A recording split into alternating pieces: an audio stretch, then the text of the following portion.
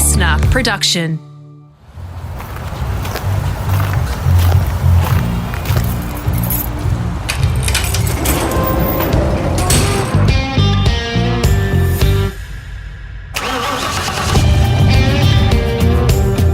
Rusty here, getting ready to go green on the final lap of my chat with Graeme Crosby. Here we cover the cool bike restos that he now does, how he turned his hand to touring cars, and the shock decision to stop racing bikes when it seemed like there was more in the tank. Cros, what a ride.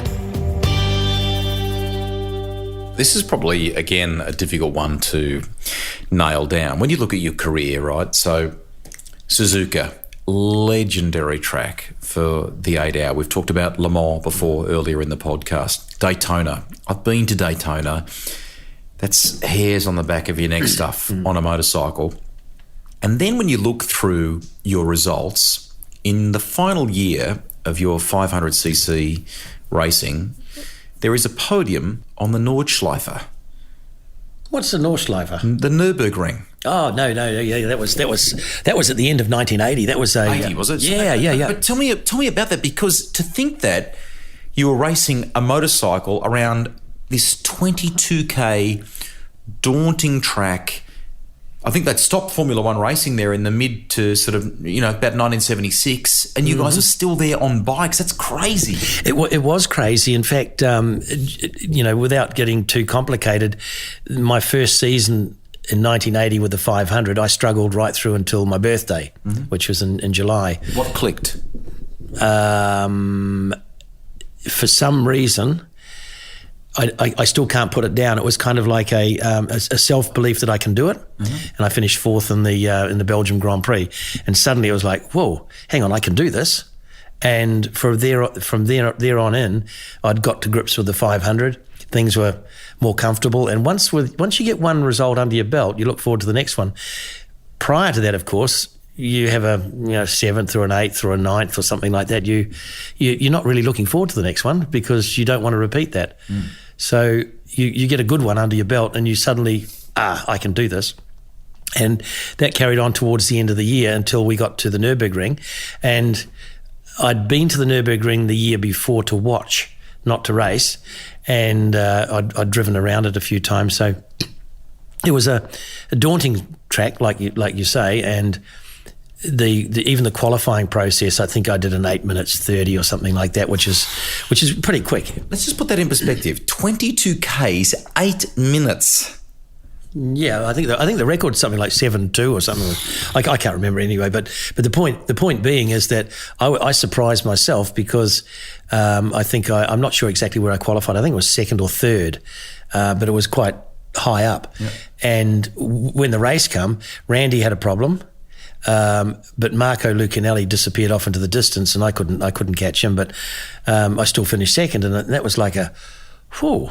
I really can do this, and that really led into the start of 1981, where I had the confidence with a new bike that was as a result of input from Randy and myself into making it lighter and smaller, and it just become more personalised instead of an ex-Barry Sheen machine from the year before, because that's effectively what I got. Yeah.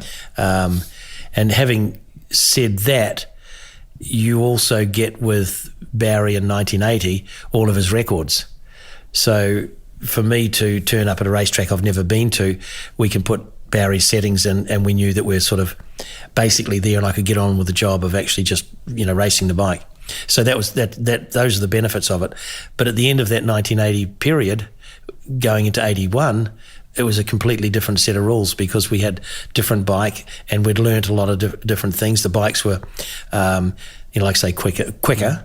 And they had different suspension and monoshock, and it was a whole new gambit of technical stuff that we had to actually learn.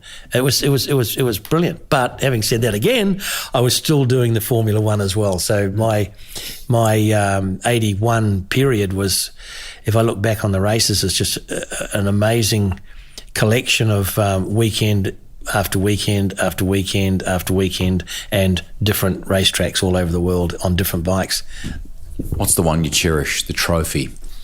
Daytona, Suzuka 8 hour, TT, What's the one for Graeme Crosby? I've got 2 or 3 of them, and they're called TT trophies. Yeah, the TT trophy for sure. Like to actually win a TT is because you dreamed of it, because you'd heard those stories and all that history. Well, it is. Unless you know nothing about the TT and just turn up there, you'll be absolutely blown away. But if you learn about it and you figure out that there's maybe 100 odd riders go out there and they all want to win. And it's only happens once a year, so it's kind of it's a really good feeling to go across that line, knowing that you've actually won a TT. When you look back on it, your chapter at Grand Prix level and things like that was relatively short compared to others. Why did you call time? Was it politics? Was it BS? You'd had enough of the international thing. Why? What brought an end to that chapter? I guess the ultimate reason for me giving up, and I use the word giving up because I don't like that, because it's a terminology, because my focus had actually changed a little bit from motorcycles to aviation. Mm-hmm. So what I wanted to do is I wanted to be a pilot. Mm-hmm. What I'd forgot is that to be a pilot, you actually have to earn some money to learn how to do it. So I should have done it. I should have done another year. But the real issue was that I didn't see a way. I hate going backwards. Mm-hmm. I would have hated for somebody to say, "Well, there's no Grand Prix bikes for you. Here's a production bike," mm-hmm. because that would have killed me completely. I wouldn't like that at all.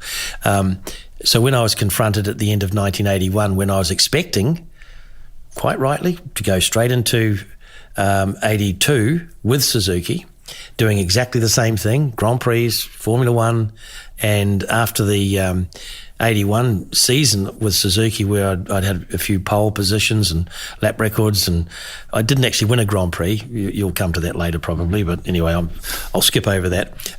Plenty of second positions and finishing 5th, I think, in the World Championship that year. I had enough confidence to go into 1982 knowing that I didn't have to worry too much about other people because I was on a level playing field with them. Mm. So when Suzuki came along and said, look, okay, we're going to renegotiate next year. The factory will not give you a Grand Prix bike, but they'll give you 2 Formula One bikes. That was a bombshell to me because it was towards the end of the year. It was November. There's always that silly season, where there's more asses than there are seats available. So you always have to be very, very careful. And the underlying sort of rumours that were going around that, they were looking for English riders and they were looking for this, and it kind of made me a bit scary. But then when I got called into the office and said, okay, well, we can't give you a Grand Prix bike. We can only give you Formula One bikes. I was... okay, yep. And I just walked away from there. And I refused to do the Formula One TT Championship because I'd won the British Championship. I'd won the World Championship twice for them. And I didn't see the sense in having to go back again. I didn't want to be put into a position where I had to go and race at the TT again because I'd been there, done that. So I sort of looked at it and went, okay. And then I was in a bit of a quandary on what to do. So I needed a bike, I know that, for 82. So I went to, I left them with it on the basis that I was going to Japan. I would meet with Suzuki Japan and discuss hopefully change their mind. So when I get there, it was actually at the FIM annual Congress. So we had Suzuki in one room, we had Honda in another room, and there was a negotiation going between the two of them, trying to get my services, which I thought was actually quite good at the time. But I was in no headspace at all, honestly, and there was a lot of... done? Is that what you're saying? Well, I wasn't done. I just kind of figured that I'd done 40 odd weekends racing and I wanted a holiday. I needed to sit back and do nothing and then collect my thoughts and then go forward again. But this pressure came on to make a decision whether I had to go with Suzuki's Formula One team only, and then as an adjunct to that, they were prepared to give me a inverted brackets factory bike to go with another team. wink, wink, say no more, it'll have some bits in it, but we're not allowed to give you bits. And I was trying to work that one out. And what it turned out to be was that Randy had signed a contract with Suzuki earlier on in the year, well, later on before me, and he had veto over his who his co-rider was going to be. And obviously it wasn't going to be me because they'd caught themselves out. Suzuki thought that they would have me as another rider, but when they signed that up and then Randy said no, he wants to have some other person, then I was left cold. And they were trying to help me, but it meant that I probably had to set up my own team, which I didn't have the capability or the finance to be able to do that. So I had to say no to that, and I ran with a Honda offer to take over where Freddie Spencer had left off in Honda America. He went Grand Prix racing in '82. Was going there full time, so it left a spot in America Honda. So I agreed to do that. Now this is how stupid it is. You imagine you've got head of Honda Racing Corporation there, Gerald Davison, a very astute English gentleman, trying to cajole me to go and ride this bike in America, and me going, oh man, what's the deal? What's it going to be? And all I could think of, and this is absolutely true, what type of aircraft they would give me to do it. So I came up with this aircraft that I felt comfortable with, because I had this vision in my mind that, okay, if I can't go Grand Prix racing, I'll race in America and I'll fly to all of the circuits in my little aeroplane. At that stage, I hadn't studied geography, obviously, enough to know that there's it'd take you a week to get from one side to the other. So I'd actually signed up on this. Well, I signed a letter of intent to do it, and the contract was being drawn up that they would provide us with an aircraft. Now, it doesn't happen normally like that, does it? So I must have been on drugs or something, I don't know. But anyway, I signed for it. I then went to America to have a look at their setup, and it looked pretty good. And I had to take Radar with me as well, because Radar was without a job. Radar is Dave Cullen? Yep. So we went to America and checked all that out, and then came back to New Zealand and resigned ourselves to the fact that we'd be going to live in America and do all that. So then I got a phone call. And the phone call, interestingly enough, the phone call came from Giacomo Agostini. And he was kind of obscure up until this time. We'd seen him at a couple of racetracks, but, he's the god of motorcycles. Legend. The legend, yeah. Look at this phone call. Hey, Crosby. Yeah. Who's that? And it's Giacomo Agostini. And I said, yeah. You think it's a gag? I thought it was a gag, but anyway, he says, Graeme, I want to talk to you about next year. Yamaha have come to me and they've given me some motorcycles, and I have a new team, and your name is one of typical Ago, about 10 riders, and they've approved you as a rider, and perhaps maybe Barry Sheen and some other people. But we'd like to talk to you about running for, the Marlboro Yamaha team, the first one. And I thought, oh God, now what do I do? So what I did, I said to him that I would think about it and give him a call back, which I did, and asked him some more questions. And I said, okay, if I sign up, then I need to have Radar with me as a mechanic. And they agreed to that. We agreed to the terms. And then I flew off to Italy to sign it. And I got taken to a little place in Lake Como, I think it was, to a guy by the name of Leo de Graffenried. And if I had known this now, or then what I know now, he's the purse strings to Marlboro. Like he could just write a check for $2 million just like that. And I got paid $100,000 US. And that was my sign-on fee. So the dream plane, if you'd arced up a little bit more, I know, but it was just one of those things. So I then was faced with that horrible thing that you had to go back and wriggle your way out of a deal that you had a handshake with Gerald Davison, and he's a gentleman, of course. So I had to ring him and explain it, and he wasn't very happy, and he wouldn't have been happy because he would have already instructed Honda Japan that they'd signed me up. So he had to go back on that one, and to this day we're talking just on 40 years. I think he's finally forgiven me. We shook hands. We both checked to make sure we've got the fingers still left, but we've agreed to not discuss that anymore. But it's all good. Ironically, the season with Aggo over the entire year was very good for you, wasn't it? Oh, ultimately, yeah. I finished up second in the World Championship, and pole positions and lap records, but underneath that, there was a situation where you imagine setting up a brand new team. I mean, or about the car racing, it's bloody expensive. Well,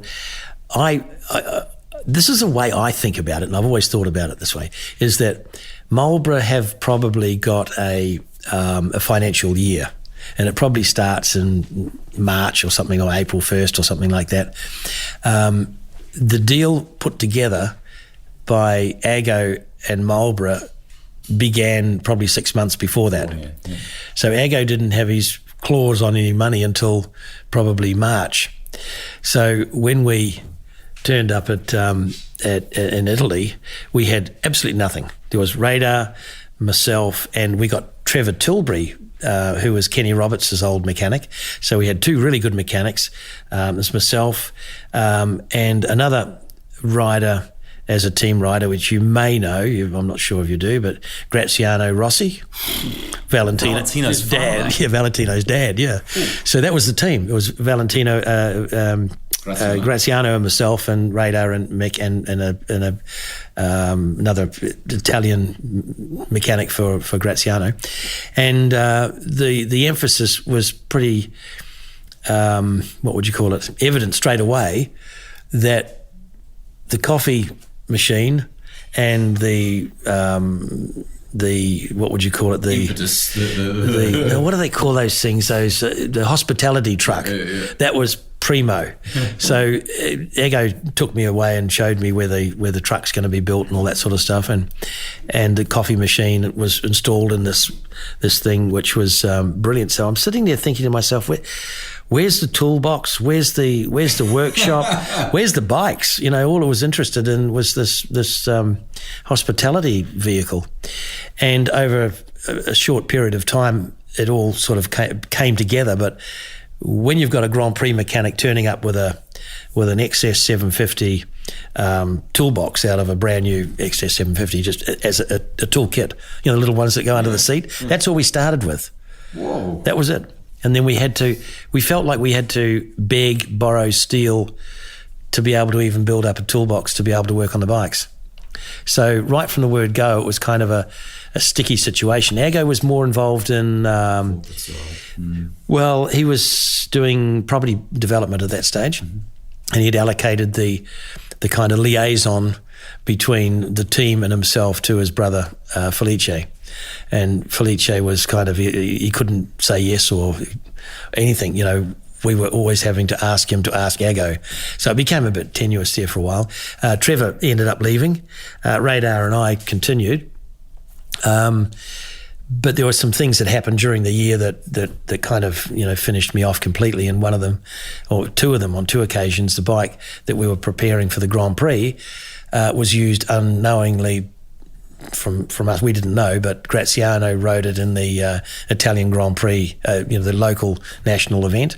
I didn't know it at all, but when you prepare a GP bike, there's a lot of data that needs to be sort of correlated and put all together to make sure that, you're not going to run an old crankshaft. Yeah. You need to have enough kilometres on each component to make sure it doesn't fail. It's off doing non-championship stuff, which worries you. Yeah, on my bike. Yeah. And I didn't know. He didn't ask me.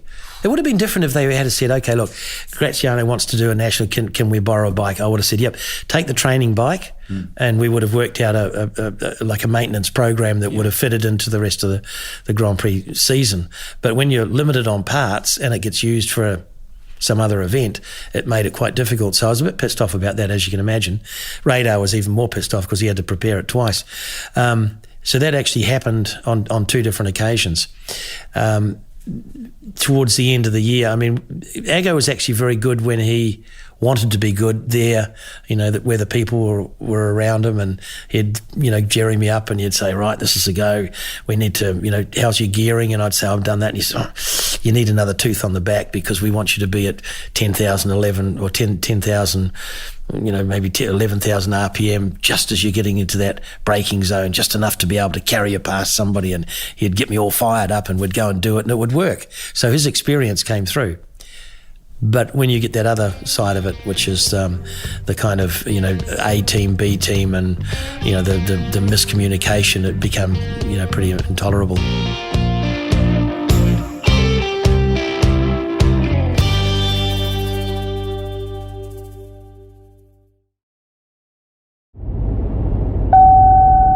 The Kawasaki Z1 is a 4-cylinder air-cooled double overhead camshaft carbureted chain drive motorcycle.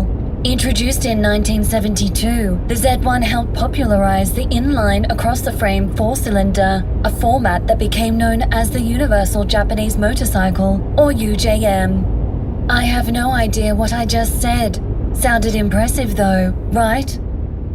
When did you stop the two-wheel stuff? And how difficult was it to stop in a racing sense? You're still involved in a business sense now with bikes. You love it. Yeah. But the racing, when did you stop and why? Well, I finished up in 82. At the end of the season, I just walked out, and that's it. Well, that was not quite it, because there were some really good paying jobs coming up, like the 8 hour, they always paid me good money to do that. So I continued to do some races in Japan mainly. Mm-hmm. I did the Castrol 6 hour race in Australia. Mm-hmm. And again, they were kind of easy races. They weren't too bad. But I think it was at one of the races in Japan, about 87 or something like that, that I was going down the back straight, coming out of Spoon Corner. It's a long straight. And I was thinking to myself, what the hell am I going to do for dinner tonight?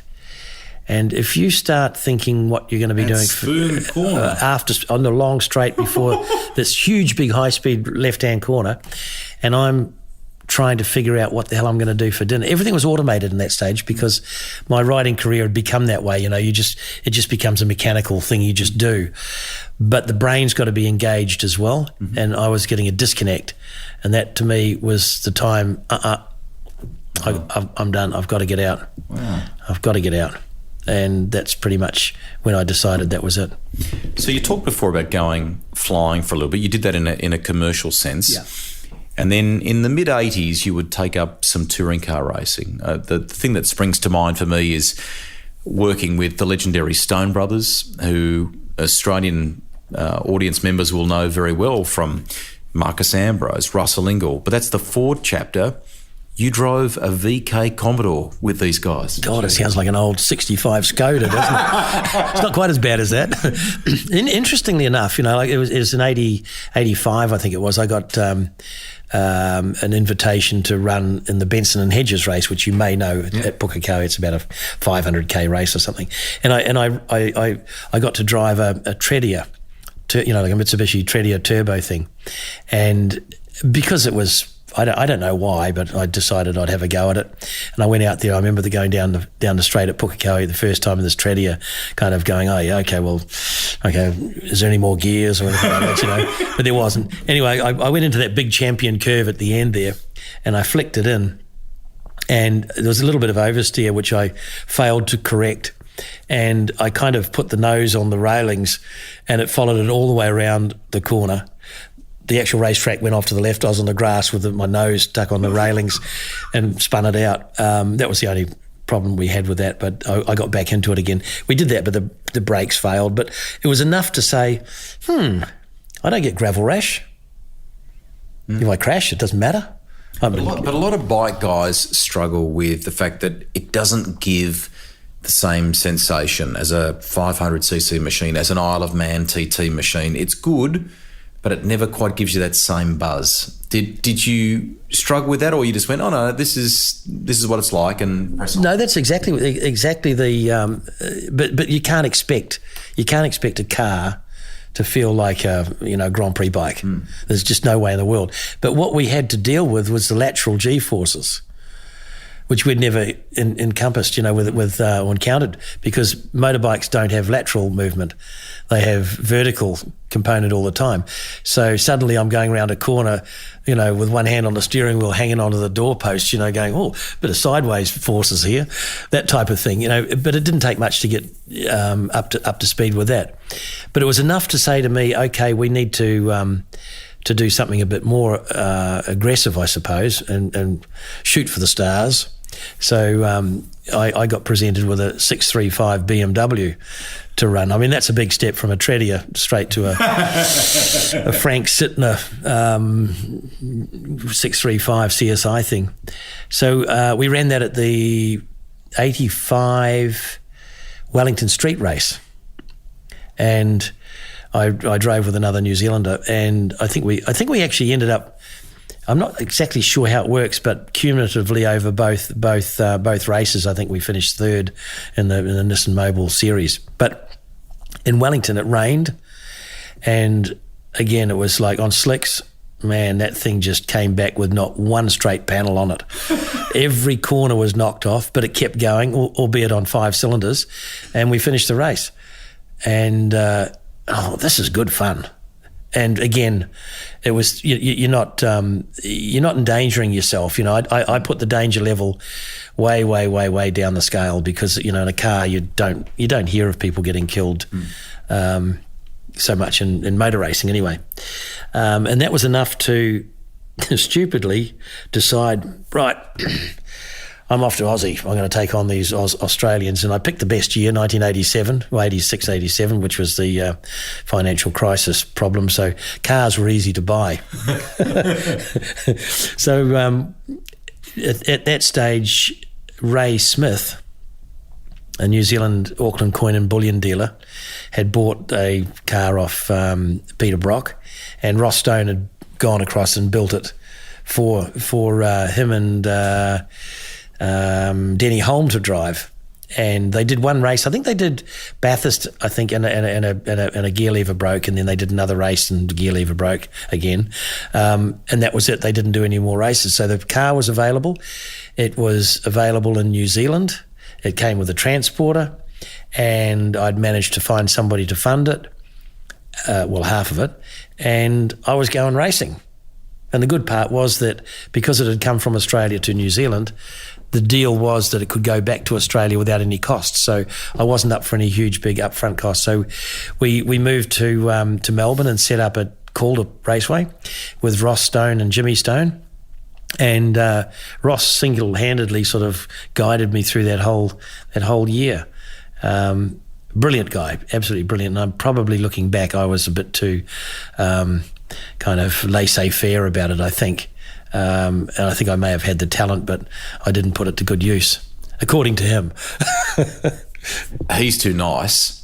But I think he recalls you going to a race in Adelaide where you may have gone out the evening before, had a bit of fun, turned up with very limited sleep. But ironically, you went like a scalded cat, didn't you? Yeah, that was the 86 Adelaide GP, the Touring Car Championship race there, and I think I'd qualified third, maybe second or third or something. And there was some consternation about where is he? Is he turning up? You were kind of a bit MIA, weren't you? Well, yeah, I was missing in action, and the reason was that I'd hooked up with a motorbike fan that also was Mike Harwood's friend. Okay. And he took me into Adelaide and introduced me to some of their finer wines. And it was a quiet night then. It was a quiet night. And I turned up in the morning not feeling too brilliant, but actually, to be fair. And the race started, and I very quickly worked my way backwards. And then for some reason, it just all kicked in again, and away I went. And I should have actually won that race, honestly. I should have won that race. And Ross Stone says the same thing. So he wasn't impressed with me, to say the least. There is, if you go looking on YouTube, there is some cool vision of you driving that car. Only a handful of people can do it well, in my opinion. So Dick Johnson can do it, Neil Crompton can do it. And there was a race, I think, at Calder where Mike Raymond and the commentary team crossed you and chatted to you. as you were racing. Did that stuff come? I mean, we talked earlier in the podcast here. You figured out very early that in your interview technique, in whatever it was, you needed to show a bit of character. And so it was with these onboard crosses live in the car. You would often have a giggle and wouldn't you? Oh yeah, I quite enjoyed those things. But again, you go back in those days, you've got a camera that weighs about 85 kilos, and it does pan around. Sort of, you got to be a bit careful; it doesn't knock you on the head. But the concept of in-car camera was kind of in its infancy in those days. And of course, Dick Johnson's perfect. Yeah. He can roll them off his tongue all the time. I was slightly different because I wasn't pushing the technical side, where if you gave it to Peter Brock, he'd be busy as in the cockpit, and he'd be talking about wanting to adjust the brake bias or do this or do something like that. I was the other way, going, it's a bit taily at the back, I think. Hang on, I'll have a look. Oh, yep, I left a black mark out the back. Yep, that's and that type of thing. It was kind of a way of dealing with it, and I think the key to that particular one was when they asked me to, what do you do? And I said, well, I just run across the instruments. I don't have a Speedo, and I'm looking for things, and there was a thing called, I don't know, there was WT or something. Oh, that's the water temperature. That's okay. That's cool. And I think there's one over there, GB. That must be the glove box temperature. That type of thing. So I was just taking a piss out of it, really. But it was, it actually worked kind of quite well. But having said that, again, the issue you've got there is the Australians dictate kind of who gets the television camera. Mm-hmm. And in a commercial sense, there was no advantage for me because I didn't have any big sponsors that were able to kind of support it. Mm-hmm. And that whole year became a sort of a cost, a huge cost to us. We've had a giggle here, right? But I want to sort of underscore how well you went in both spheres, right? Be it two-wheel or four-wheel. There is on your CV a New Zealand Touring Car Championship win, which I think's massive. And you did it in an iconic car, the Sierra RS500 Cosworth. It's come up a number of times in the podcast. It is a legendary car, not easily mastered. What was it like to drive that thing and to chalk that up back home where it all started for you? Oh, look, I've got one story to tell, and it's terrible. What? And I feel so gutted. I got this call from Colin Bond actually to say, look, we need a second driver for Bathurst, and I'm going, oh, shit, this is all right. This is good, Like I've seen those RSs go. They're bloody quick, and I thought, oh, that'll be really good. So he invited me to fly over to Oran Park to do some testing. So I went out there, and they'd finished the car. This was probably only about 3 weeks before Bathurst, and the car was great. And we had to do some running in and run some brakes and bits and pieces. And we're out at Amaroo Park, and I'm scooting around there on this thing, and they're a nervous car. And when I say nervous, it's kind of they sit quite high off the ground. They're short in the wheelbase, and they're not a big soft thing. They're very nervous, and I sort of kind of got used to that and the way in which the turbos operate. You can either have huge amounts of boost and then, low compression, or high compression and low boost. There's two ways to do it. John Bowe talked about getting on the gas and waiting for it to spool up. You kind of have to anticipate when it would kick in. Yeah, well, he's got the one with the big boost. That's exactly what happens. Yeah, you've got to anticipate it. You really have to, and whether you have to like try and carry turbo spin going into the corner, which is you'd keep dabbing the throttle to keep it spinning. So when you do hit it, it's there. But towards the end of the practice session, a big black cloud came over. And I'm going down the straight, and one drop of rain, about the size of a bucket, and it was just a thunderstorm came down, and I slowed down to what I thought was a safe speed, and then it hailed, and the hailstones were huge, and I was working my way around the track, and you go through the S's, I think it is, and there's a little left-hander that takes you up to the flip-flop, what we call the flip-flop, and I just turned the wheel a little bit, and it sat on those ice cubes and took me straight into the fence. And just took a corner out of the front of this car, and I'm going, oh my God, I was so embarrassed about it. it's still, there's nothing you can do. And it took such a long time to get to that fence. It was just like, oh no, please, no, bang.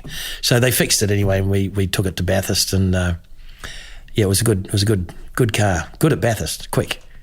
But there's other guys out there too that were running those things, so it was competitive. It was good fun.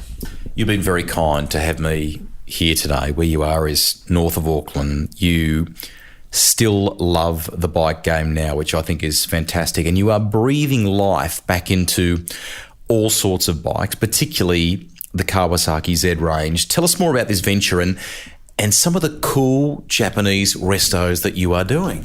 Oh, look, when I came back to New Zealand after I was racing motorbikes, I ended up buying a motorbike shop, and then spent 12 years trying to get out of it. Honestly, it was just not me at all. But eventually I got out of it, and I did some other things. And when we come up to live in Matakana, there was a guy, that's right, a guy just down the road.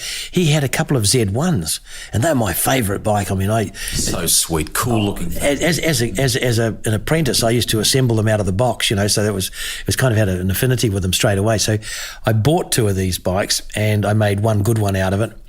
And while I was doing it, somebody came along and said, "Oh, I like that. Could you do a little bit more?" And now I've got 15 odd bikes on the go at the moment, and some roads, some race. Yeah, just across the board. But the basic the business that I've built is really taking the Z1s from basket cases, breathing new life back into them, and giving them another opportunity in somebody else's hands to ride as effectively a brand new bike, because we strip them right down and we rebuild them so they've got zero time on them, and away they go. So I've been doing that now for probably 5 or 6 years now, and we've just been gradually doing maybe two a year or 3 a year. And then part of that also is some of the requirements that customers come to me and they say, "Look, build me a hot rod," and I'm going, "Oh God, here we go." So I get my book out and I go, "Okay, what sort of swing arm do you want? You want a chrome one or a black one or whatever it is?" So you go through kind of a wish list, and suddenly it's a really enjoyable thing to be able to pull these parts and assemble them all together and create these what I'd call neo-classic style bikes, where you take an old bike and it's a blend of the new and the old. So you can take an old thing with basic suspension and put late model suspension and good brakes on it, and then tune up the engine and put a good, a titanium exhaust and, different paintwork on it, and away they go. So that's really cool. So I've been doing quite a few of those. I'm also doing taking the new bike, the brand new bike, and making that more into a classic style by instead of having a 4-into-1 like they normally have with a big, some sort of box underneath to stop the gases in this PC world. We get rid of all that and put 4 straight pipes on it and make it more like the classic 70s look, repaint them and brand them and do that. So that's another arm to it. And then finally, what we end up doing is looking at replica bikes. In other words, taking a bike from the 80s and having a picture of it from different sides, researching it, getting as much information and digital kind of data on them, and then starting from scratch and making them. So you take an old bike, like a GS1000, for example, that we're doing at the moment, and we remake it exactly as it was back in the 80s. Fantastic. And these things aren't cheap, they do cost a lot of money. But so far, I've done a Wayne Gardner replica, a Graeme Crosby replica, an Eddie Lawson replica. I've done a Wes Cooley one. I'm doing a Freddie Spencer one at the moment, and a Graeme Crosby Daytona superbike, winning bike. But that one's to a Japanese customer, and I've done quite a lot to Japanese people and to English people. So those are the sort of things that kind of inspire me to do it, and there's plenty of work out there if you want to do it, and I'm just really enjoying it. I'm glad you are. The worldwide interest is phenomenal. If you want to go and have a look, graemcrosby.co.nz, and it'll blow your mind, some of the beautiful bikes that are in there. Very hard to think of Graeme Crosby without thinking of Kawasaki, without thinking of Moriwaki. Is there a bike in your career that is the bike? Which is the one that you look back on fondly?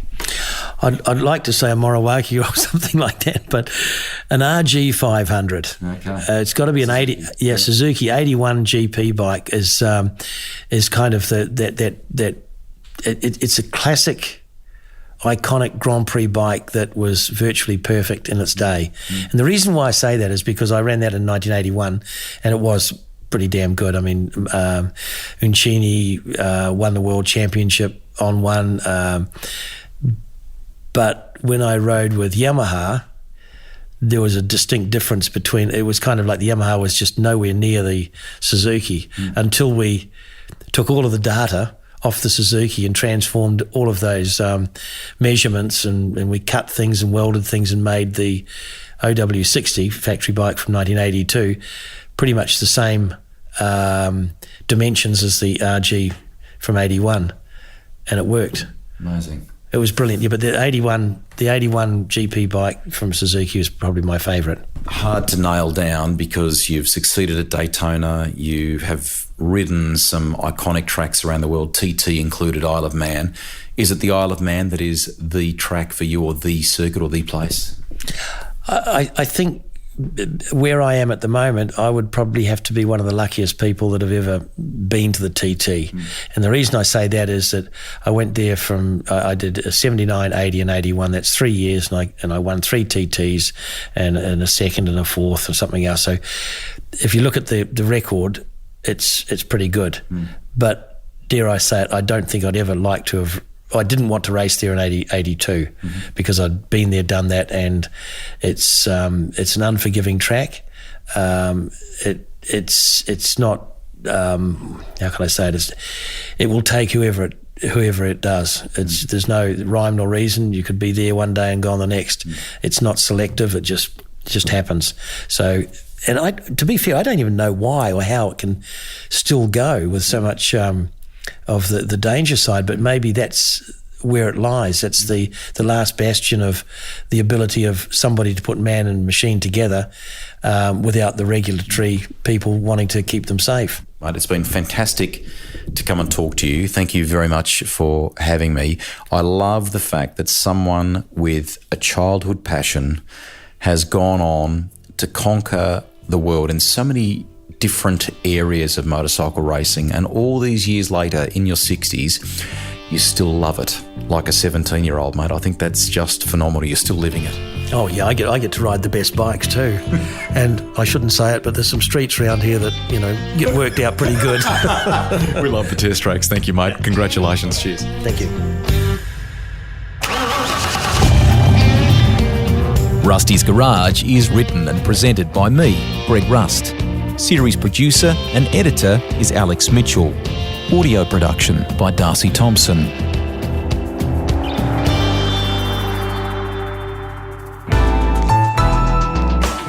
Listener.